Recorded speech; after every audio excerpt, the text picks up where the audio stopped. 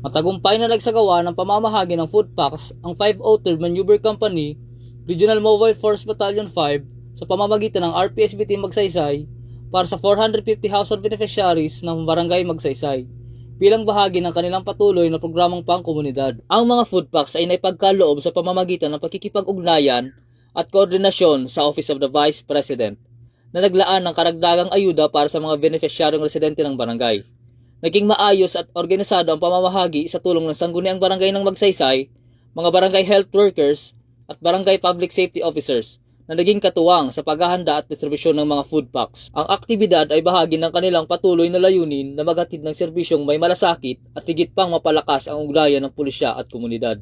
Sa kabuuan, 450 na kabahayan ang nabigyan ng food packs sa nasabing aktibidad na sumasalamin sa kahalagahan, pagkakaisa at pagtutulungan ng iba't ibang sektor sa paghahatid ng serbisyong tunay na nakatutulong sa kapakanan ng mamamayan at pagsusulong sa isang mas matatag at malasakit na komunidad. Mula dito sa Regional Mobile Force Battalion 5, ako po si Patrolman Tristan J. Masinas, nag-uulat para sa Police News Network. Bagong PNP para sa bagong Pilipinas, serbisyong mabilis, tapat at nararamdaman